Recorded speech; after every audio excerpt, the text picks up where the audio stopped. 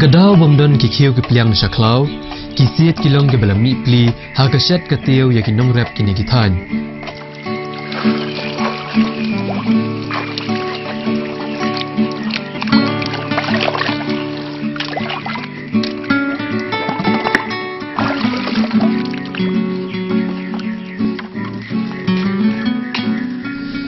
Thang sem kalong kawe ni kirukom shet ki bhoi hagabala punnan kam tang da ki pundong sia habashat ja da ka thang sem la sachwa yo khaw bat la song ni u ha ka slakat hadien ka ne te skam ya ka ni ka song do 3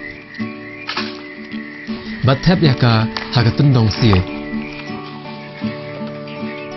nang ne sa the ha ka ni ka tundong hadu ba ka na tap yo sla bat sabu ya ka ni ka tundong ha ka ding da ka jingdon ko hakasi kading kamla ban samleng ba bat kumni da ka jing thnam ko ka pani suki ya ka ja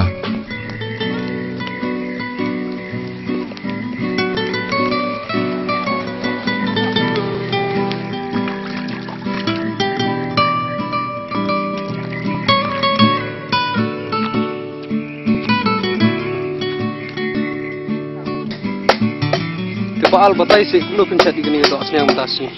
Ayi ngene ha ka kawai sino thau tingi set akium daga singi kemud.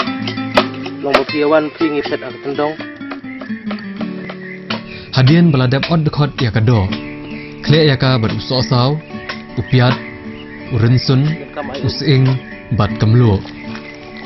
Onda ladap, thep ya kani kejing kle ha ka tendong siet, bat the khendiat. Hadian kani tap ya ketendong siet dak lakat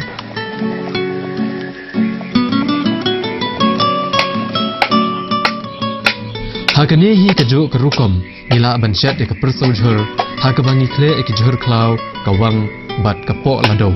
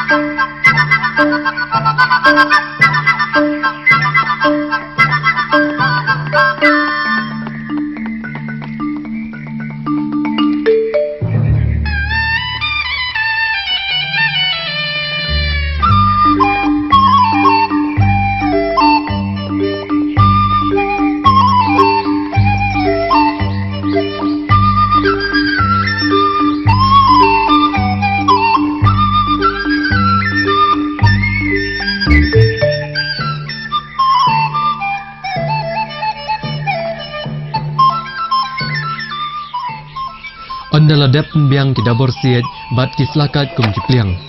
Baro siyeng ki syong ban ba mi jingba mabun rukom ki balayo ban pen kre daga ba pennan kam tang daki tendong siet bat kalakat.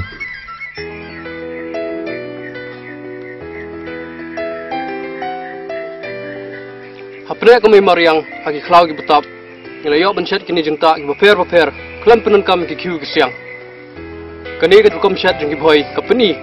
Ladang inang mun penan kam kami mariang kalong kami ka basbun bapenda penbiang ki jenun kam jeng ibaro. Leban topik ngor kibel news mengau Paul Shela Hayo Sir Riboy District.